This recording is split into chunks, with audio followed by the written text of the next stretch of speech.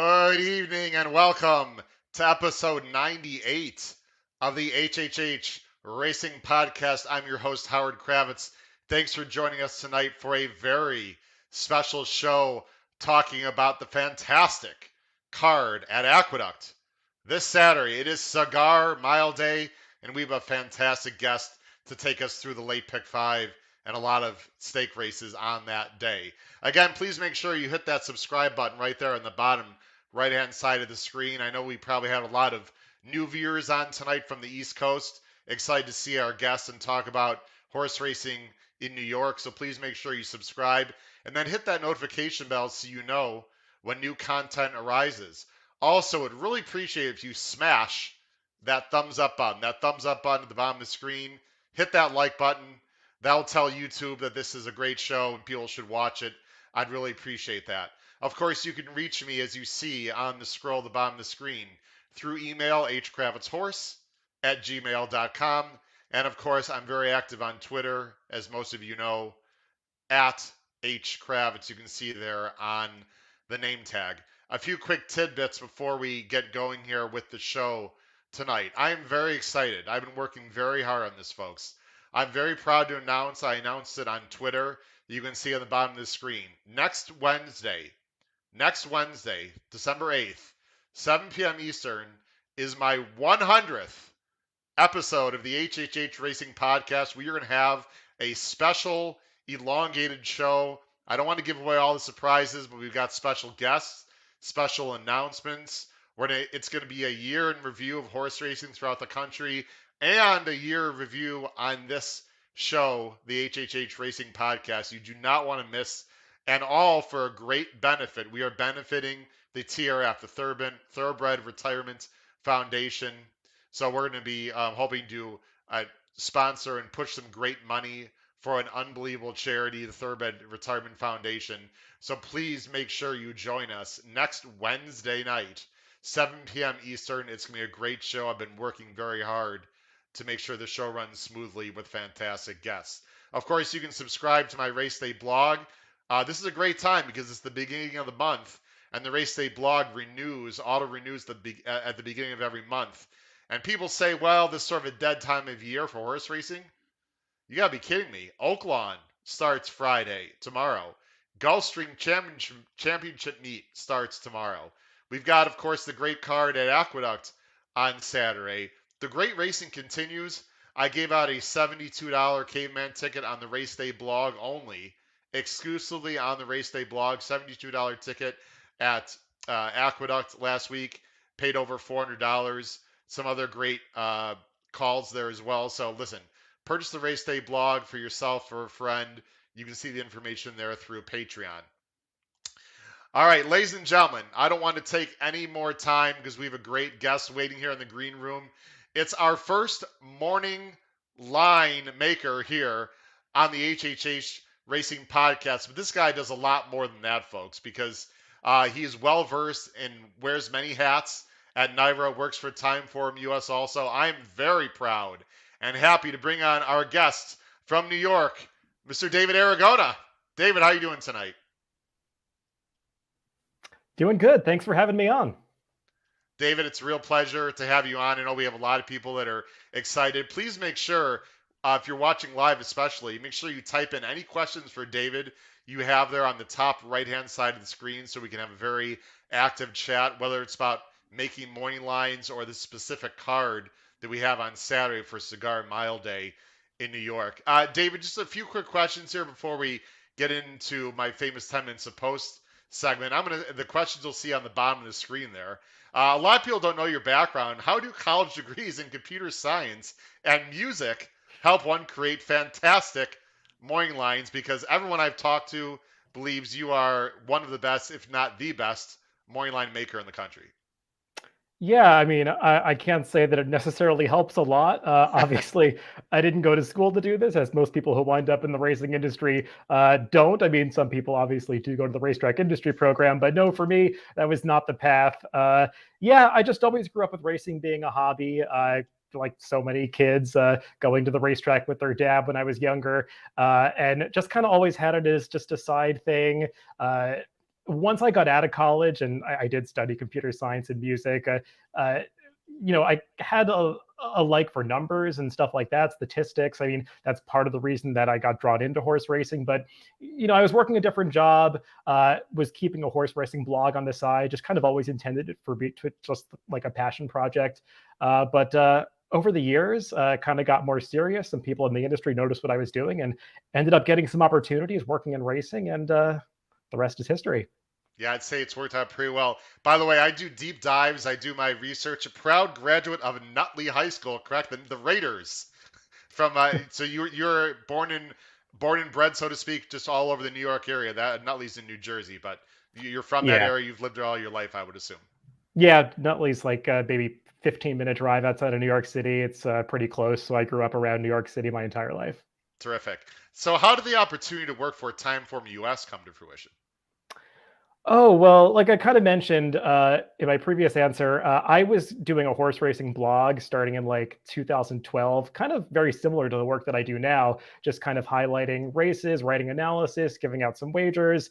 And I was active on Twitter during that time. And I just ended up making some connections with different people in the industry. One of them was Mark Attenberg, who started Timeform US and now works for the Daily Racing Forum. And, he basically reached out to me once a job opened up working for them.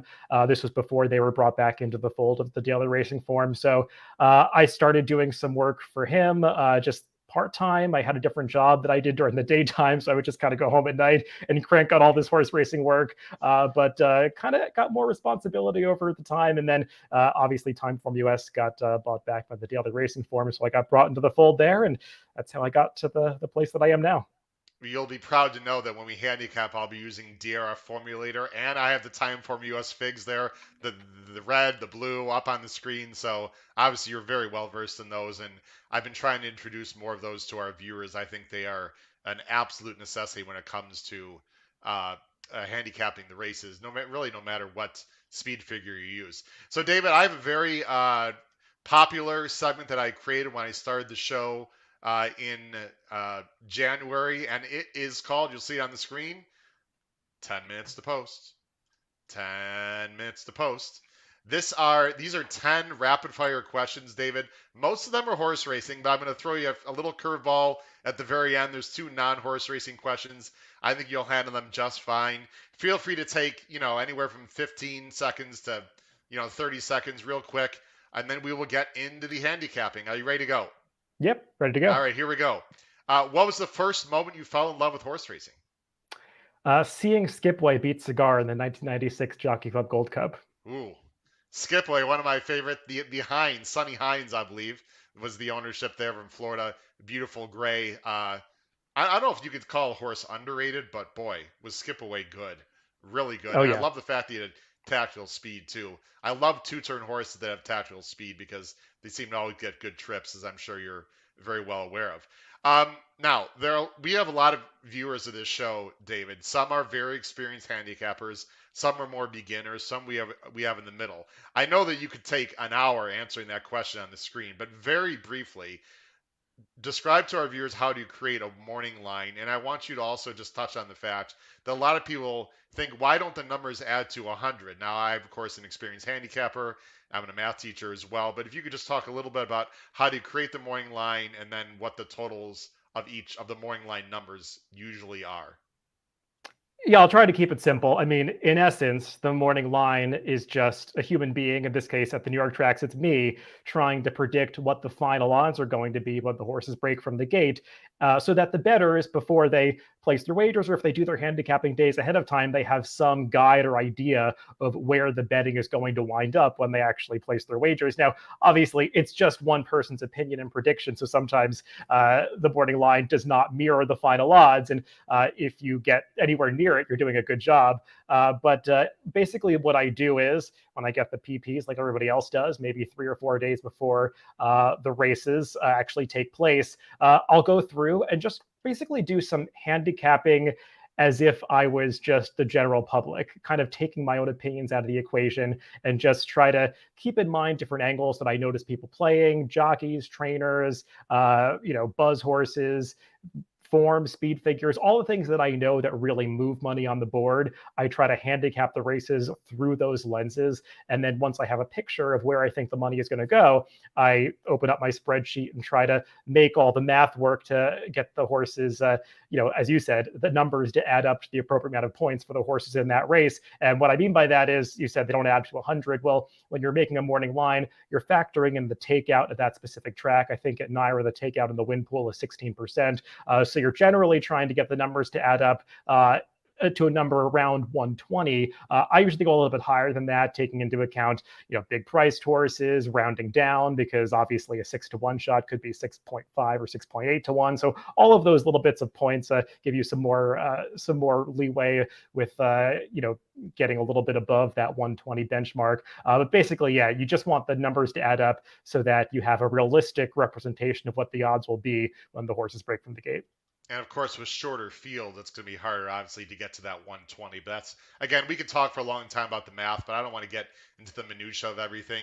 But I think what everyone needs to understand, David, I think this is the biggest misconception for many horse players. When people see a morning line, they think, oh, how could David put that horse as the morning line? Doesn't he think horse X, Y, or Z will be higher or lower? Folks, this is his prediction of what the public believes the morning line is going to be. I'm sure you're going to hear it today. He might love a 6-to-1 shot that he has. And the great thing about today is we're going to hear directly from the horse's mouth, of why he has the morning line as it is. But again, if he has a 10-to-1 shot on top tonight as we do the podcast, that does not mean he made a mistake in the morning line. The morning line, again, is what he believes the public, us, will be the odds of the horse at post time. David, what type of races are easiest or most difficult to create a morning line? Ooh, that's a good question. For me, believe it or not, the easiest ones to get right are usually the 2-year-old maiden races at Saratoga, but that's probably because I put the most work into those because I'm most worried about getting them wrong. So I will spend a lot more time doing those than I do any other types of races. So I guess they're difficult from the sense of putting in the hours, but I usually find that I get them right more often than not. And what about the easier, actually smaller fields, would you say, just makes it easier in general? I would say like a really large field with a lot of filler. Like sometimes you see at Aqueduct, you got a lot of horses coming in from out of town when it's Sure. really easy to say, okay, these horses are between 30 to 1 and 50 to 1. These horses are 10 to 1. And you just have some very logical standouts. Actually, I find that big fields are much easier to create morning lines for generally than smaller fields because it matters a lot more in a small field, a couple points this way or that way. Whereas in a large field, you kind of get those mistakes covered up a little bit by the size of the runners in the race.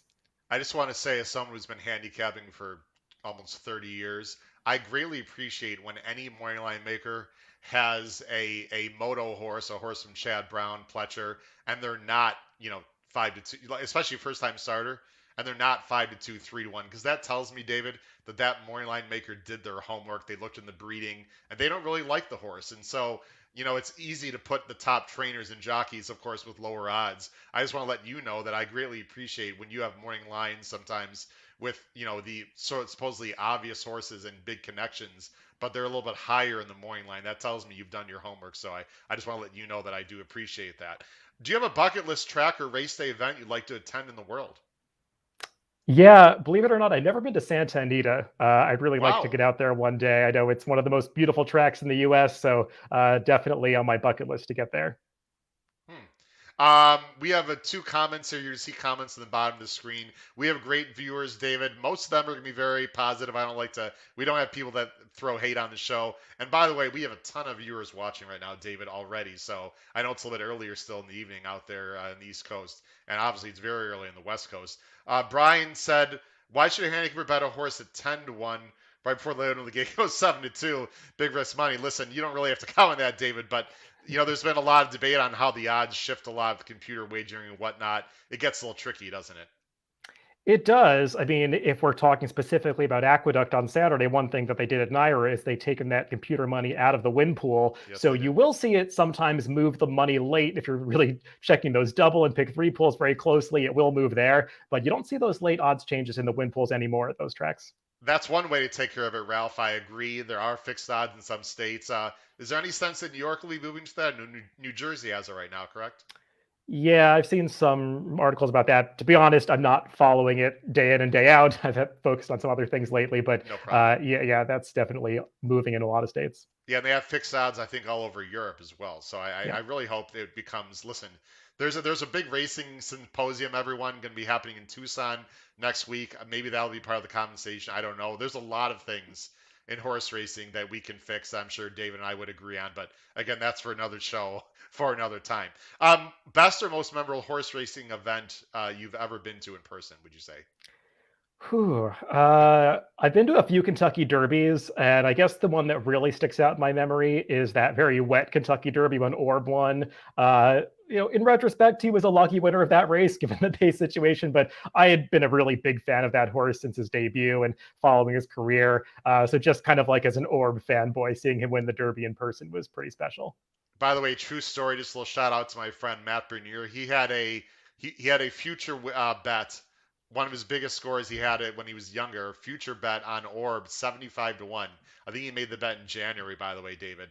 And he wanted to bet it at 125-1, but he got to the casino about a few hours too late because his buddies wanted to go hang out somewhere else. Anyway, Matt actually told the story on my show, but I love Orb.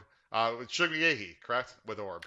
Yeah, there's a tweet that you can find on my timeline if you go back to 2013 or 2012, I think. Oh wow. The day he debuted at Saratoga, I probably had a couple cocktails, so maybe I was feeling a little bullish about it. But I tweeted in August, as it was 2-year-old season, I just saw the Kentucky Derby winner debut, and he finished third, and that was Orb. Obviously, that turned out to be the case, but that's not the sort of thing I'd usually say, and I probably wouldn't have said it back then if I was in my right mind. But yeah, that was the Well, funny my prediction. first tweet was not sent out until this past January. I'm a little bit late to the show, a little bit, but we got a question from someone, and David, we're not going to answer this question right now. I just want to throw up this up. Adelphi Racing, Adelphi. Thank you very much, Matt Cutzer there. I don't know if that's him. That's actually typing in the question, but Adelphi Racing, nice sponsor. They're out in New York. Great bunch of guys. I actually have an announcement that I'm going to be coming up on my show next week regarding Adelphi Racing. We'll talk more about that.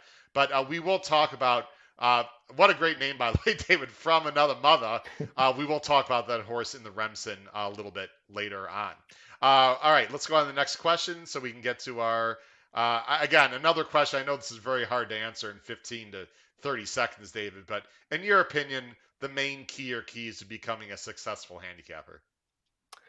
I mean, very simply, I would just say absorb as much information as possible. I mean, there's such a steep learning curve, I think, for a lot of people as you get into horse racing, and there are so many avenues of information. I would say just see what works for you. Listen to a lot of people. There are a lot of smart handicappers out there. So just kind of put your ear to the ground, take stuff in. Don't presume that you know too much right away. And I think that there's a lot to be learned. And also, keep an open mind.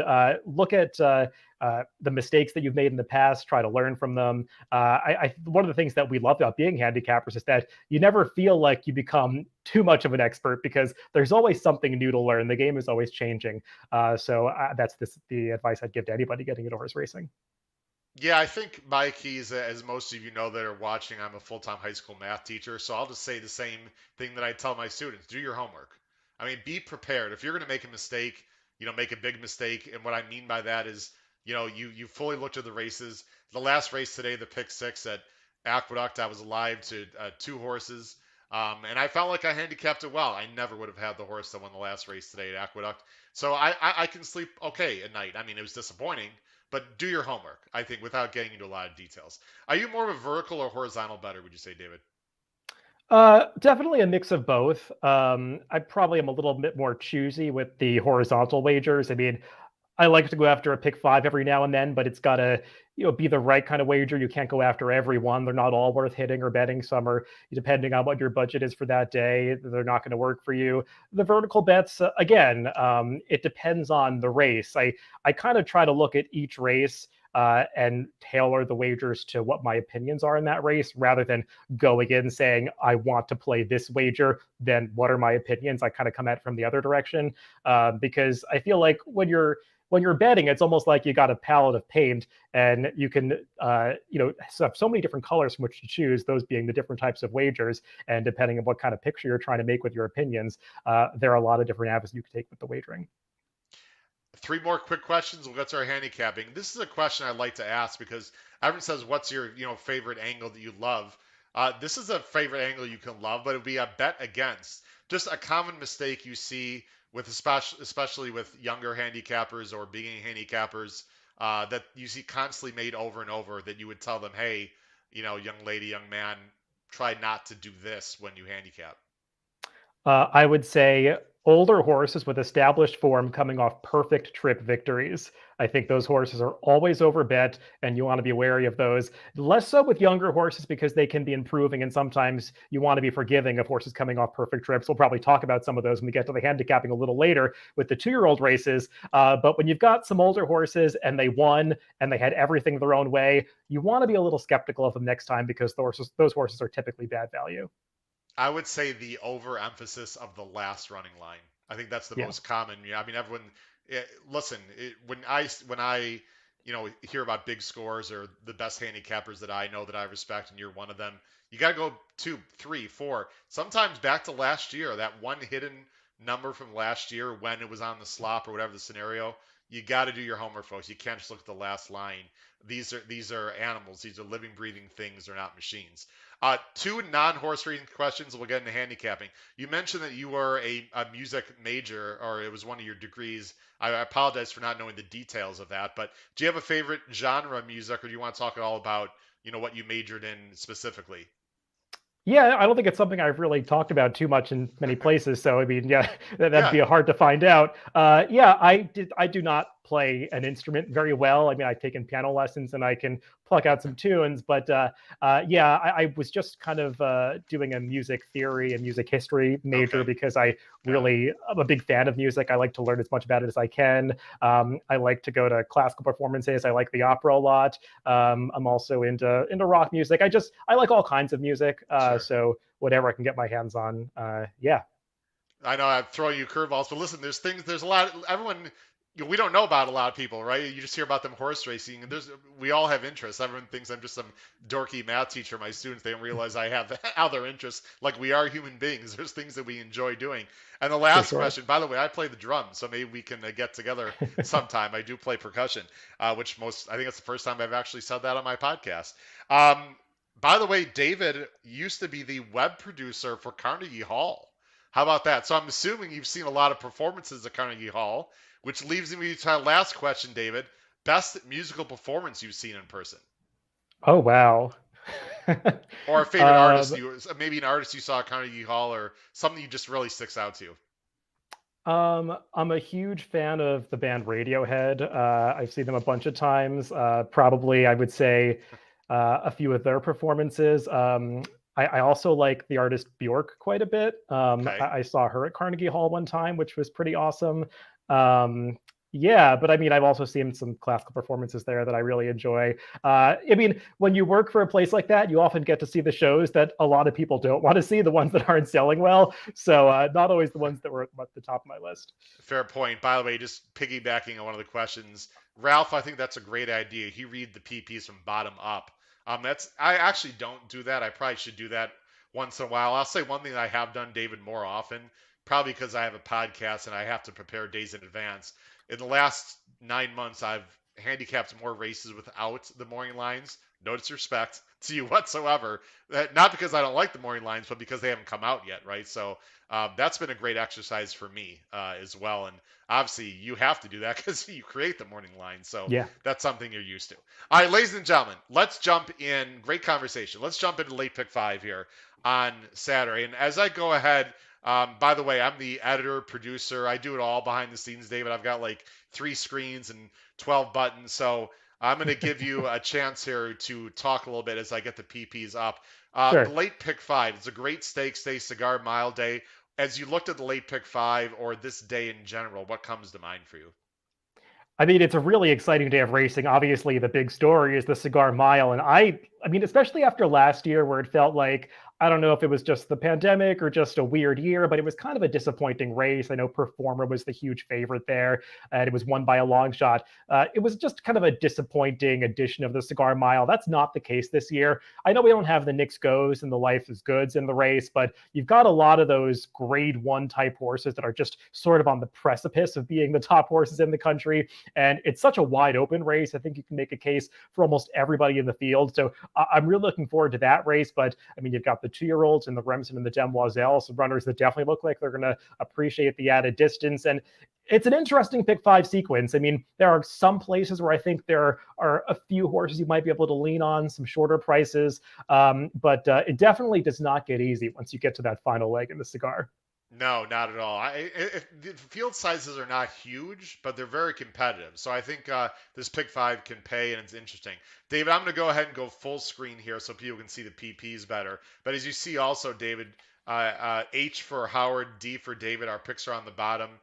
David has not seen my picks. I just saw his picks literally an hour ago. We obviously do not base our picks off each other. We're going to see some similarities and some big differences, which David, I think, is great for the viewers. Let's go ahead and jump in to the first leg of the sequence here, the pick five. It's going to start approximately 2:14 Eastern Standard Time. It's on the outer turf, 6 furlongs, 2-year-old maidens, nice purse as usual, of course, 80,000. And we're going to show your late pick five ticket at the end of the show here, David. But I know you are very much a fan of the number 6 Urban Forest for Bill Mott and Rosario, owned by Godolphin. Yeah, I mean, we'll see what we get from first time starters, but I would imagine Urban Forest is going to be the favorite in this spot, and I really think he should be. He's just a horse that when he ran last time at Aqueduct, I just kind of made the note that he really should have won that race.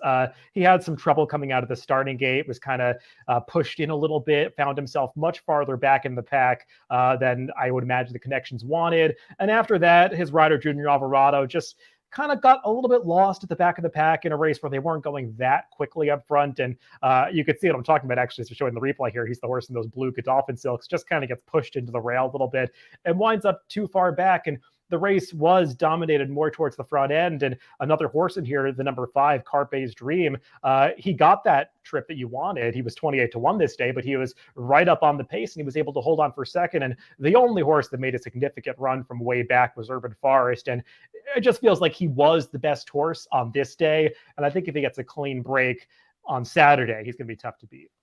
Yeah, I will say, David, I've said it many times on this show, as we go and watch Urban Forest come up the inside, which, by the way, I think you have to give a horse extra credit, David, when a horse closes up the inside, especially with the 2-year-olds. I think this horse, if he breaks well, will be tough. You see the 5 there is Pipito. I just want to go back to the start. The 3 is Urban Forest, not the only one that trouble. It looked like to me the 5, he broke okay. I don't know if we're going to see it, but you see he had to stay a little bit there. It looked like he brushed the rail, David. I don't know if we're going to be able to see this on screen, but something weird happened at the 5 as well. Again, we got a lot of things to talk about tonight. I'm going to just go ahead and stop it there. But I thought Pipito had a little bit of trouble also and gets blinkers on, which I think is going to help. You have, sorry, I'm going back to my screen here. You've got the 2 in second. You want to talk about the 2 a little bit? It's your second choice. Yeah, I mean, we'll see what the first time starters do in this race. This one's going out for Todd Pletcher. Obviously, he cost a lot of money, especially as a son of Outwork, selling for nearly $500,000. He did work 10 and 1/5 seconds at that basic Tipton Gulfstream sale. I went back and watched that work. He looked pretty good. Not a ton of turf pedigree here, though. Even when I look deeper on the dam side, there's just not a whole lot that's screaming grass. He's been working Yeah. decently, I think, up at Saratoga and at Belmont with some horses that are supposed to be well meant for the Pletcher barn. So we'll see. Todd actually has decent numbers debuting horses in turf sprints. So I'm not going to be shocked if he can run a little bit, but I did prefer the horse with experience in here. Yeah, I've got some stats. Let me go ahead and bring us back on screen here. Oh, sorry, I didn't want to do that. I wanted to do that. Apologize. You mentioned Pletcher. I looked up the stats because I sort of had some idea about the stats, but I didn't realize there's this much of a discrepancy, folks. Todd Pletcher, 23%, pretty good. 23% first time turf sprinting, going 2 turns, David. Actually, I shouldn't say 2 turns, but going long on turf first time, only 9%. That's a Mhm. big difference. 9% going long first time versus 23% turf sprinting first time. So, Pletcher's not great in every stat, neither is Chad Brown, but that is pretty good, David. I was surprised it was that high, 23%. I have no idea what to expect from Fire Your Heart, but of course, the great thing, David, is the first leg we can see the odds, and we'll have a better idea. I'm assuming you believe that the board does tell sometimes in New York, correct? Or really anywhere for that matter. Oh yeah, for sure. And I like when a race like this is carded as the first leg in a sequence like the pick five, as you were alluding to. It does give you some clues as to which 2-year-olds are live. Yeah, absolutely. I'm going, as you can see, I'm going with the six also, Urban Forest. I think uh, he's gonna be tough, but I'm not a huge fan of turf sprints, David. I've talked about it on my show. I don't know what it is. I don't mind 6 furlongs, I guess, but the 5.5, just any little mistake and you can be in a lot of trouble. It's just not my favorite type of race. Now, let's go on to the next leg, and boy, you want to talk about a great last 4 races of a pick five sequence. Grade 3, grade 2, and of course, grade 1. The next race, race 7, it's a grade 3 go for Juan. They're going a mile. It's for older filly mares. And I got to say, David, let's go ahead and switch the picks here. I had a very tough time with this race. I thought there were just a lot of horses that were hard to trust. You can see how different we are with our top picks because I've got the 8. David has the 8 nowhere. David's got the 3. I've got the 3 nowhere. So I'll, of course, let my guest go first. I'm sure he's got some great opinions here as I go ahead and bring down the 3. He has Bella Vita for Simon Callahan, a fresh face here coming in from California, a move that I don't believe Simon Callahan does too often for a pretty good rider in Rosario. Yeah, when I looked it up, I think he's had just 6 starters on the NYRA circuit over the past 5 years, so it's definitely not something he does that often. Wow. Maybe it's a good sign that he's deciding to ship this horse. Yeah, there are a couple horses in this race that are stretching out. One of them is Lady Rocket, who's probably going to be the favorite in this race off her recent speed figures. And the other one is this horse, Bella Vita. And she obviously does not have the class lines of Lady Rocket. She hasn't faced as good horses in her California races, especially the Calbred races. But I do think that Bella Vita has really improved in her last few starts, and it might not be so apparent from the speed figure. She didn't get much of a buyer last time in that Betty Grable Stakes at Del Mar, but I think that's really due to the fact, and you can kind of see it in those blue Timeform US pace figures under the running line, that they really went slowly on the front end, and it's really on dirt especially hard to achieve a fast speed figure when you just set really slow fractions in a dirt sprint. So I'm not too bothered about the speed figure last time, but I just like the way she finished off that race. She came home really fast. And in her last 2 dirt races, they've changed up the tactics a little bit. They used to be way more aggressive with her. They've gotten her back off the pace. And to my eye, she's finished much stronger in her last couple of dirt races, especially 3 back when she ran that 96 buyer at Del Mar, a buyer that if you look through the field, it really does check out. I think that's a legitimate number. So at least she's done it before where she's run a competitive speed figure. She's got to stretch out in distance. It is a question mark. I'm not totally convinced that she can do it, but I was looking up some stats for Simon Callahan. In graded stakes, over the past 5 years on dirt with horses that won their last starts. He wins at a 32% clip out of 38 starters with a $2.40 ROI. So that's a really eye-opening stat for me, especially just filtering down to graded stakes races. A lot of barns do not have good numbers just in graded stakes in general, especially not coming off victories, but it's something that he does well. So it says to me that when he shows confidence with a horse that's in form, it's usually a good sign. Well, there's a horse in the Cigar Mile that I sort of feel the same way you do, coming in from out of town with a lot of intent. So I guess what you're saying in the short version, David, is you see a lot of intent here. I mean, he's shipping this horse all the way across the country. I mean, there are obviously options at Santa Anita, not right now, but once they start their winter meet. So that's got to be a positive in our mind. At the distance, this horse is by Bayern out of a Stormcat mare. I mean, you think distance would be okay. My only concern is they've really been keeping this horse shorter. So I don't know. We'll have to see. But I think it's a very interesting horse to take a look at. Another horse you've got, Sharp Star. This is for Horatio De Paz and Jose Ortiz. Yeah, I mean, she's kind of a real enigma in this race. I mean, the good version of Sharp Star, who did win this race last year, she's going to be really tough to beat. I mean, she can run some speed figures that I think the others just can't quite match. But you don't really know what you're going to get from her. Maybe she's just a horse that comes alive in the wintertime because her performances in the spring, summer, and fall didn't do a whole lot. But I mean, she woke up last time in the Empire Distaff. She definitely is a horse that likes a wet track, so maybe that contributed to it. But if she can hold that form for a little while, kind of like she did when she got really good last year, I think she's a player in this race. I like that she's drawn outside because she's a horse that wants to be a little bit off the pace, but can get keen at times. So I think being outside is going to help her in this race. I don't fully trust her because you could just see from past performances she's all over the place. But I don't want to leave her out here because I think that she's going to be a decent enough price, and she definitely is good enough to win. What drew my attention on Sharp Star, I mean, obviously you go back, you look, this horse loves Aqueduct. I mean, 6 for 6 in the money.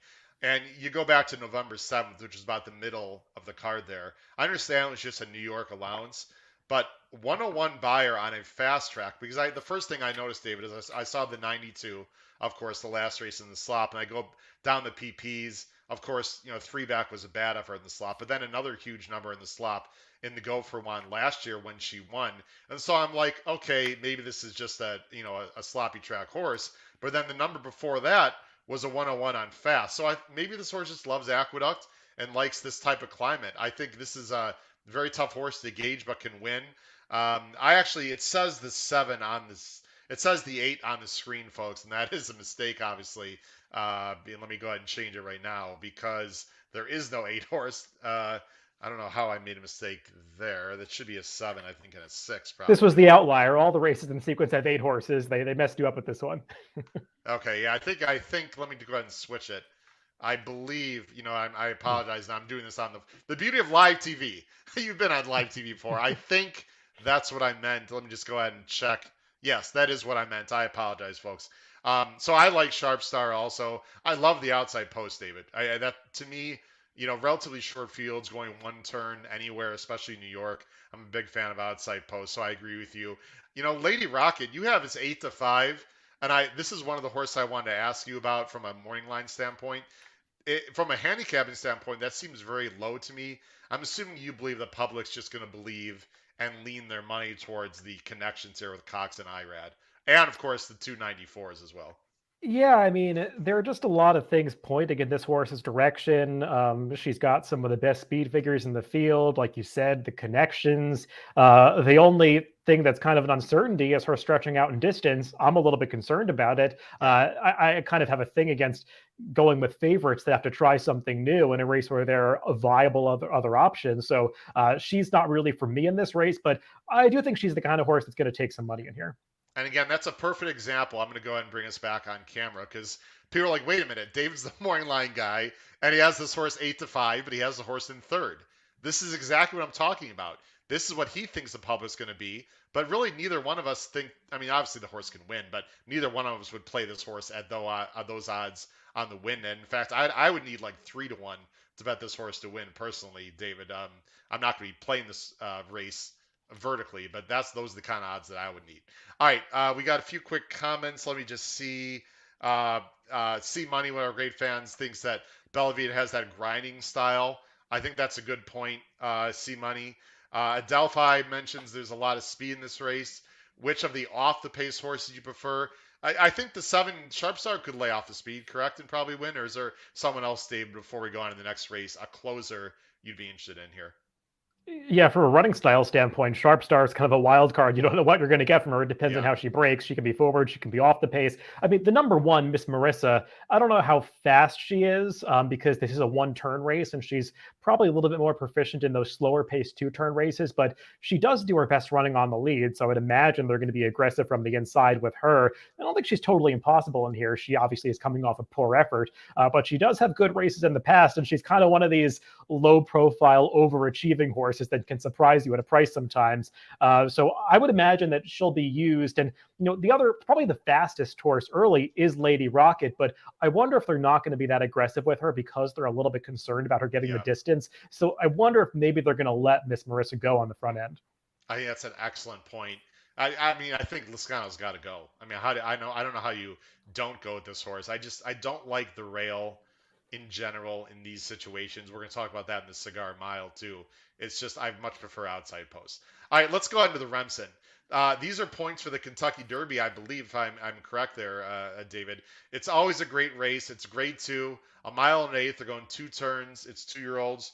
$250,000 is the purse. Let me go ahead and switch to our, and we have some pretty similar opinions here. David, I thought, I'm going to go first if you don't mind here. I thought this was pretty much a two-horse race. And full disclosure, folks, I handicapped before David's morning lines came out because, as I said, I'm a full-time teacher, and so I actually handicapped a lot of these races, David, last night before the morning lines came out to the public. I completely agree with you here in terms of the morning lines. The number one, Mo Donegal, and we're not going to watch the replay just for time constraints here, as you have 8-5 morning line, was very grindy last time, but this horse wants distance for sure by Uncle Mo out of a pulpit mare, gets IRAD.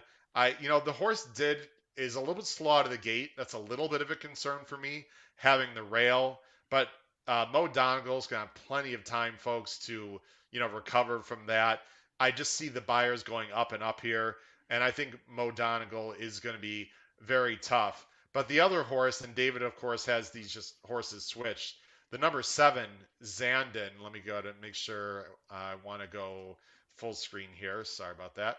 Uh, Zandon is very talented. This last race, I'm going to go ahead and show the replay for our viewers here, especially the stretch run. Of course, you've seen this replay, David. This was very impressive first out. I love this. Zandon is going to be the horse Number in two. blue here. Yeah, Yep. he's the 2 horse. And I fast forward to the break, but look at the hold, just a monster hold. And what I like, David, taking a lot of dirt. I love when a 2-year-old takes a lot of dirt. He's not climbing. He looks very much relaxed. I mean, look at the hands. Just waiting, waiting, waiting. And once he finds a seam, he just explodes through. Talk about your 2 top choices as well as mine, Zandon and Mo Donegal, David. Yeah, I mean, I'll talk about Mo Donegal in a second, but I mean, Zandon, you can see right here as he's trying to angle out in the stretch. He gets a good education first time out. He takes a lot of dirt. And once he gets into the clear here, I just love the way he lengthens his stride and runs past these 2 horses on the lead, because this was not a race that was falling apart. The early pace was actually on the slow to moderate side. So he really had to do some work to get past those horses. And you could even watch the gallop out if you keep watching longer. He gallops out way ahead of these horses. So we'll see if that bodes well from getting the added distance. The one negative with Zandon is I do think Shad Brown had wanted to run this horse in the Nashua off this, but you could see just in his workout tab, he missed some training time. I think he had a temperature, so he was out of training for a little while. So he's having to go right from that 6 furlong debut into this mile and an eighth 2-turn Remsen. That's not ideal, but I still do think this horse has a ton of talent. He's maybe not as convincing from a pedigree standpoint to get the distance as Mo Donegal is. The upstarts, we've seen a few of them go 2 turns.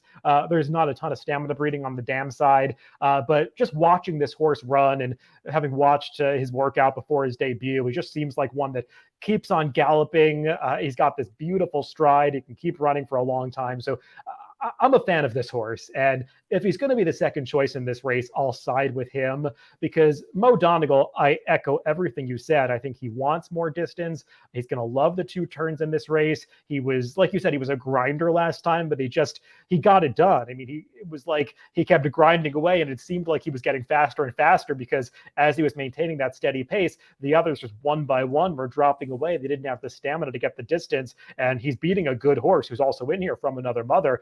But yeah, Mo Donegal, he's the real deal. I found a concerning stat for Todd Pletcher. If you look it up in Formulator with the parameters, last out maiden winners in graded stakes dirt routes. You would think Todd Pletcher does well with that move, horses stepping up out of maiden wins into graded stakes, but over the past 5 years, he's just 2 for 44, 5% with an ROI of 49 cents. So these horses over time just routinely disappoint. Even if they turn out to be good in the long run, they don't always win off their maiden victories. I don't know if that necessarily matters as much with Mo Donegal, because it looks like Pleasure's just found a really good spot for him in this Remsen. But if he's going to be the favorite, that's enough to make me side with Zandon over him. And I'll tell you, just watching the replay again, it looked like Mo Donegal was just getting warmed up. I mean, late in stretch. I mean, This horse is an absolute grinder. I just want to say I want to put it out to the public. Let me go ahead and go full screen because if this happens, it's gonna be one of my biggest regrets of a long time. I had full intention, and I could be completely off base on this, David. I am not a big Derby future guy. I had full intention last weekend to put what for me, a decent size future Derby bet on Zandon because he's like 80 to 1 right now. This is exactly the kind of horse you want to bet in the future. Like completely unexposed. You have no idea. I know he's a New York bred, and I know it's just one race, David, but I'll tell you what. If he wins off of a 6 furlong race on Saturday and beats a decent horse in Mo Donegal, I'm assuming Pletcher would send him down to Florida. I think Zandon. I don't know if Saturday is the day, but I'll tell you what. I think this is a big time talent, and I'm very excited to see what Zandon does in the future. Um, the people from Adelphi asked about someone who could maybe wire the field here. I mean, we just mentioned two horses that will not be on the lead. What do you take in terms of the pace situation? And can a horse? Sorry, I just went by here. Can a horse like the four from Another Mother actually wire this field? Yeah, I do want to talk about the pace a little bit because we saw that 2-year-old race. Let's record this on Thursday. At the end of the day of Thursday's card at Aqueduct, where they probably went a little bit too fast up front, and the 2-year-olds were just so tired at the end, gasping at the end of the race. And I think connections kind of have that idea about Aqueduct in their mind, where you don't want to use a horse too hard early in these 2-turn races. So often we see in the Remsen and the Demoiselle some pretty slow paced races. And as I look through this Remsen, I don't see a ton of speed sign down outside of From Another Mother. So I do think he's going to be controlling up front. I mean, obviously he's been beaten by a couple of rivals that he faces again here, but I don't want to discount this horse, even though he's just a maiden. He's been improving with every start. I mean, he's got a pedigree on the bottom side that says distance is not supposed to be a problem for him either. So, I mean, you could say I put him third in my picks. I think he's a player in this race, and he's going to be a much more enticing price than both of the horses that we have first and second. I don't think he's out of this. And in a pick 5 type wager, he is the kind of horse that I would probably want to have on a smaller backup ticket. Yeah, I'm going to be using, again, let me go back screen. David, I have a race day blog that I mentioned at the beginning of the show, of course, and I expose my ABC tickets on the blog. So, again, if you folks are interested, highly recommend you get that. This is going to be a C horse for me. I just don't think he classes up. But how many times in New York have we seen a slow, pace race on the lead? Maybe more in turf races, but listen, I think this horse can be really scary if he slows it down. It just seems to me, David, there's more talented horses. So we have the same idea, folks. We're going to go ahead and move on here. 1771. It's a great rendition of the Remsen. I think these two horses in particular are very talented. Let's go on to the next race. This is going to be for the girls. It's a grade 2 Demoiselle. This race last year won by a pretty good horse, David, and Malathot, who had a fantastic year. It's, of course, a 1.125 miles, same distance. Like I said, it's for the girls. Points for the Kentucky Oaks here on the line. Let me go ahead and switch my picks there. And as I switch, David, I think we both agree this is also a 3-horse race, as you folks can see on the screen. We do have different orders. Talk about the 6-horse, who, again, we mentioned Zandon. You want to watch a replay. We're going to watch the replay of each of the stretch of the 6 Tap the Faith. Take a look at that price tag, folks. $1.25 million buy in the Keeneland September sale, Clement and Rosario. Yeah, this just seems like the kind of filly that really is cut out for a race like this. We'll see if she turns out to be as good as Malathot or even graded stakes level, but she just has a pedigree that's stamina over stamina, and she showed that first time out as it looked like she was just hitting her best stride at the end of this race, going the 1-turn mile. They didn't go that fast up front, and there was a big favorite in here, Broke a little slow, Amore. sorry to interrupt you, from the inside Yeah, there, but that's a tricky place there, at the gap. Yeah, I mean, breaking from the inside, the rail was good this day. I think it was definitely to her benefit to be inside in this race. And her main rival, Amore, who was the heavy favorite, she was outside the entire way. But that said, I still think that for a first-time starter, Tap the Faith showed a lot of professionalism right here. You can see coming through on the inside. and she really finishes off this race because it looks like a Mo Ray is going to put her away for a brief moment here. She comes over on her, but Tap the Faith, it's like she gets emboldened by that, and she really battles back inside. And as I was saying, the pace of this race was not fast, and they really slowed it down around the far turn. I mean, they put in a final quarter that was just over 24 seconds. And I mean, I know there have been some timing problems at Belmont, but that time really does check out. They flew home at the end of this race and Tap the Faith. I just love the way she finished. Her dam was an Alabama winner. She's supposed to want to go as far as they write races. And I just think she might be a little bit better than that 71 buyer indicates. Yeah, there's the PPs for Embellish Lisa won the Alabama there in 2015, won $440,000. Real nice horse. Two other horses that you're interested in would be the 5 and the 7.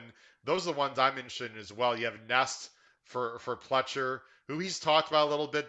Pletcher doesn't usually debut his horses going a mile and 16th, but obviously, for a Poli stable, he wants to go long with her.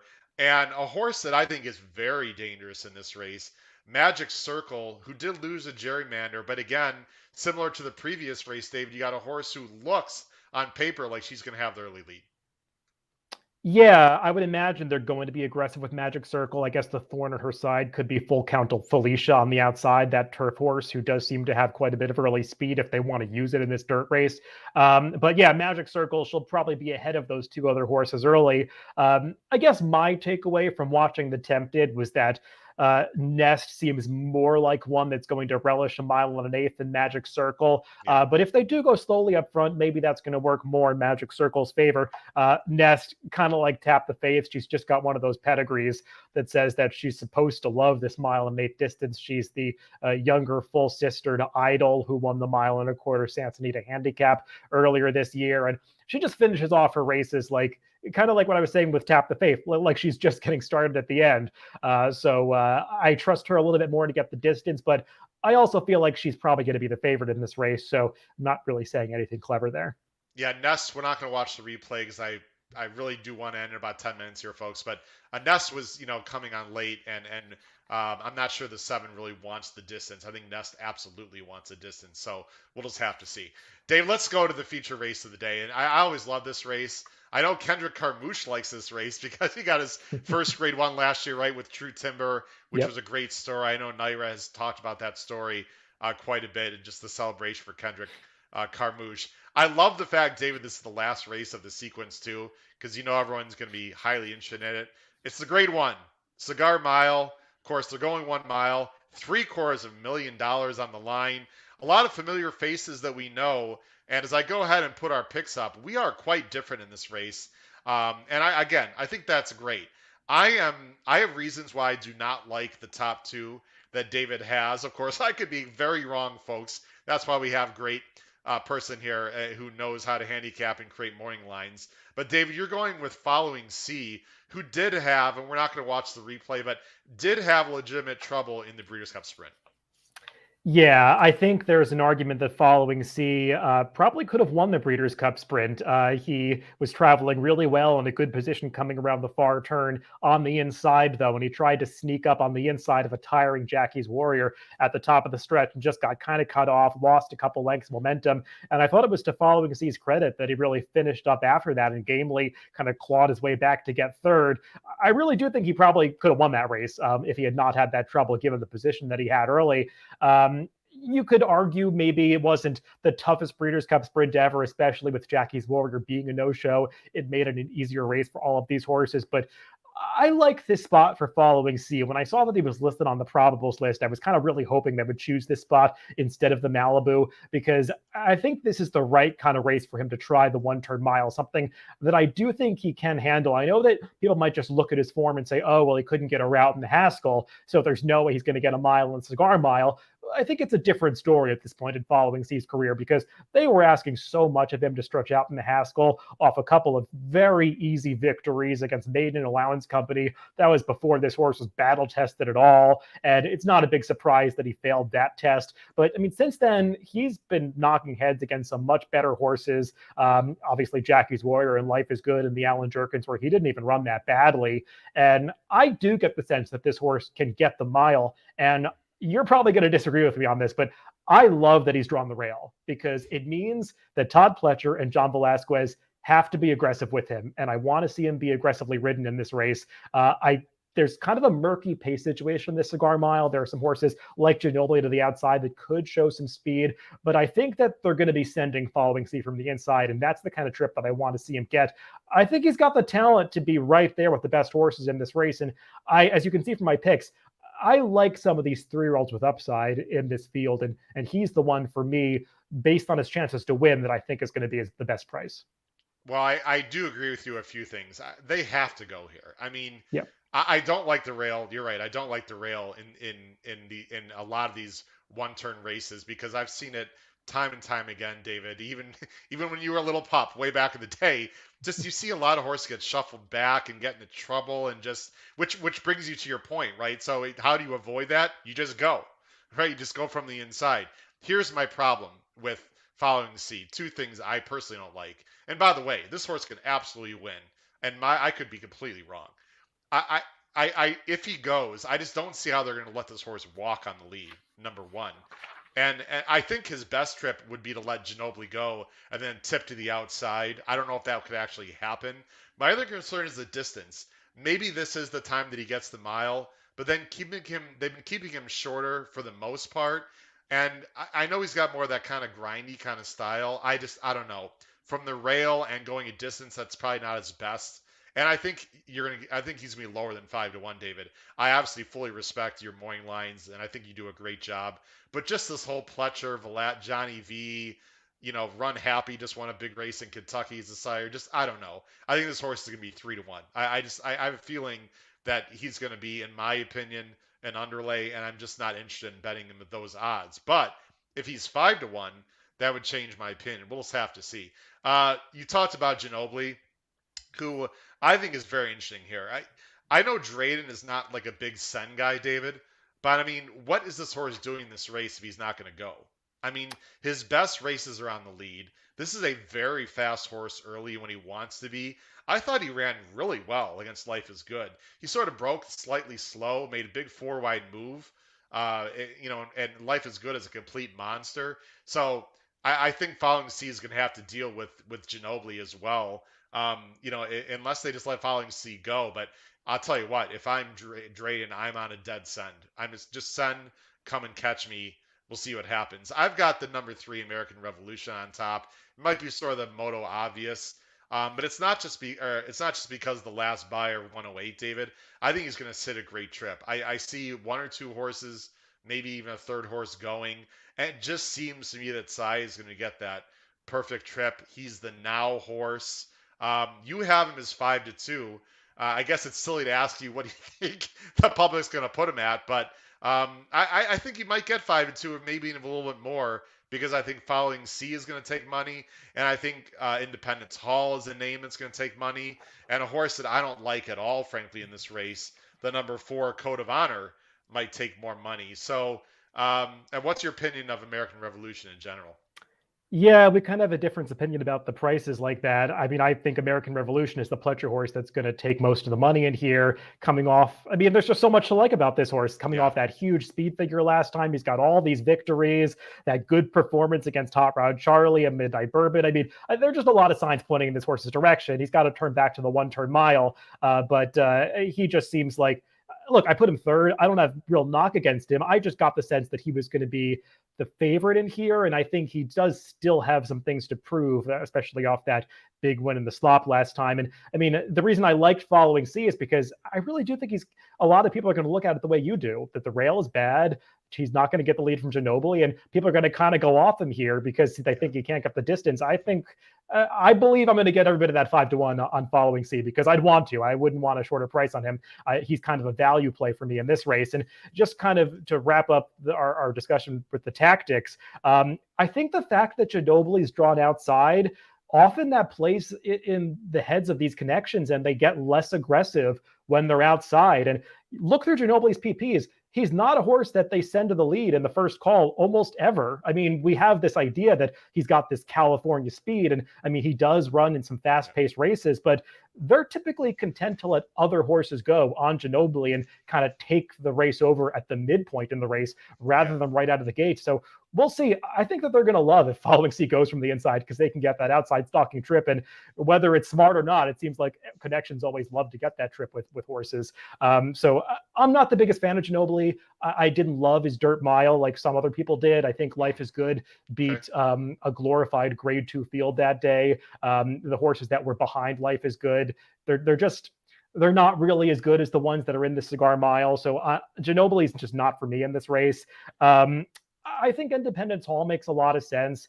I've always been of the opinion that this horse wants less distance, not more distance. I don't get why they ran this horse in 2 1/4 races this year. I just think he wants no part of that. He was so good going one turn early in his career, and I love that he's finally getting back to that. And the fact that he's coming off a good performance at Keeneland, I just think says that he's in good form right now. And he's one of these weird California horses that seems to run better outside of California than he runs in California. So I like that they're embarking on this East Coast Midwest campaign with him now. And I think he makes a lot of sense in here. In my opinion, I could almost argue that he should be favored. I don't know if he will be, but I just think he's the one that I would fear the most. And in some ways, he's the most likely winner of this race. But I mean, there are so many other horses I can make a case for. I'm very interested in the horse that you have second, Olympiad. He's not in my top 3. I think I put him 4th in this race, but he's an up-and-comer that I think is pretty dangerous. Well, let me just touch on Independence Hall real quick, and then I'll touch on Olympia, and then we'll go ahead and show our pick 5s on the show, David. Independence Hall has been a tricky horse to read. I mean, he has big races in the slop, and you go back his dirt races, they're just sort of meh, but a lot of them are much further. And I have a ton of respect for Michael McCarthy. I'm sure you do as well, but I agree. It's almost as they've been saying, David, well, the horses, by constitution, so they just have to run him long. I agree. This horse is better shorter. I don't know. I've just never been blown away by him in any way, sense of the word, other than when he ran in the Nashua as a 2-year-old. He just hasn't really run back to that. I mean, he ran well in the Pegasus, but in the Pegasus, he's just got a perfect trip along the inside on a speed favoring track. So I don't know. Independence Hall can win. I'm against him. Olympiad. And by the way, I think your 10-1 is spot on. I know a lot of people at home are saying, Howard, that Baby Yoda race was overblown, blah, blah, blah. That's fine. I hope people are thinking that. Here's my feeling on Olympiad very quickly, David. Bill Mott, as you know, is a very patient guy.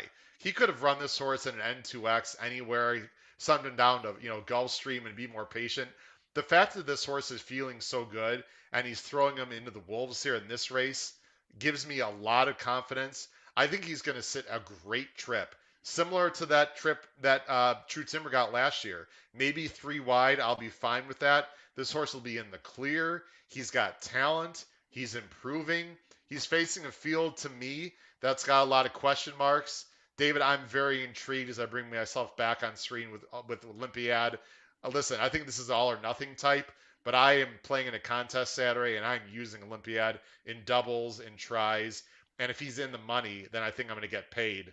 And if he wins, I personally would not be shocked. We'll see what happens with Olympiad. I'm going to go ahead and take the PPs off, David. We'll end the show here. We're going to show the Caveman pick 5s. Great analysis, of course, by David. David, you don't have to go through the whole sequence, but briefly, you would take a stand in the first leg. I would assume you're the kind of guy like me that would come back in the pick 4, maybe, if Urban Forest, I believe is the name of the first leg. And you're going only, 2 deep in the 1-7, as am I. The I think Remsen, in the Remsen. Just any opinions here of your ticket in general. Yeah, I mean, I guess my main strategy here, and I'll just say off the top, I'm not really a big Caveman player. I like to play some backup tickets, as I was kind of alluding to when we were talking about these races from a multi-race perspective. I forced him to do it, folks. I made him do it. Yeah, even in the first leg, I would want to use horses like those 2 first-time starters, Fiery Heart and Chuck a Moon, one we didn't mention as like backups. But I do think that Urban Forest is a very likely winner of this race, so I want to emphasize him. So for this purpose, I made him my single. I think the place where I really take a stand is not using Lady Rocket at all in the Gopher Wand.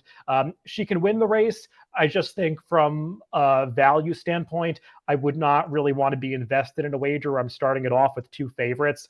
So I would try to get a better price in the go for one. So that's why I used those three other horses, with Bella Vita being my top pick. Like you said, going a little bit thinner in the Remsen. I think that the Demoiselle is a bit more wide open. I even threw in that debut winner Nostalgic that we didn't talk about as the fourth horse in there. And then I just used my top three picks in the Cigar Mile, all of whom I like. American Revolution, who I might not like the price, but I think he's a legit contender. And then the two others that I was kind of high on, Following Sea and Independence Hall. Yeah, what makes the sequence tough is the last leg is, I mean, it's, what an I think eight, I'm sorry, Paul, I have it written down. What am I guessing for?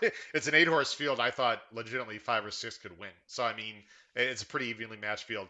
I asked David for a sub $100 ticket. He gave us a nice cheaper ticket. I have a little more expensive ticket here. I just can't single in a turf sprint in the first leg, David. I just can't do it.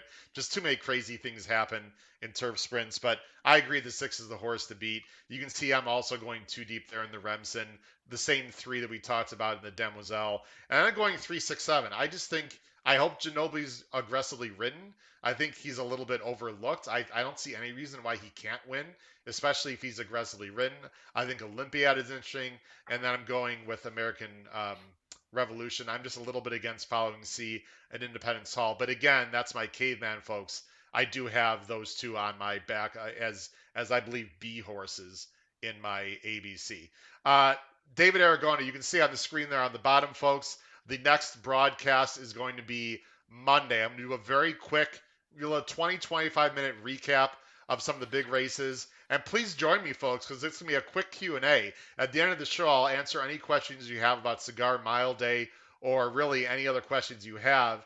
And then, as I bring up again, maybe David will be watching. Maybe David will be chatting, and who knows? We have some great guests, including some people from New York, David, as well. It's my 100th episode, HHH Racing Podcast. It benefits the TRF. Please join me, folks, next Wednesday, 7 p.m. Eastern. We have some surprise guests. We have a lot of great things going on. I really think we'd appreciate it. David Aragona, I really appreciate your time coming on. I hope you enjoyed being on the HHH Racing Podcast. Where can people find you on Twitter, by the way? You can find me on Twitter at Horse to Watch. And if you want to get my NYRA analysis for any day, you can just go to NYRA.com/timeformUS. Absolutely, David. It's been a real pleasure. We hope to have you on again.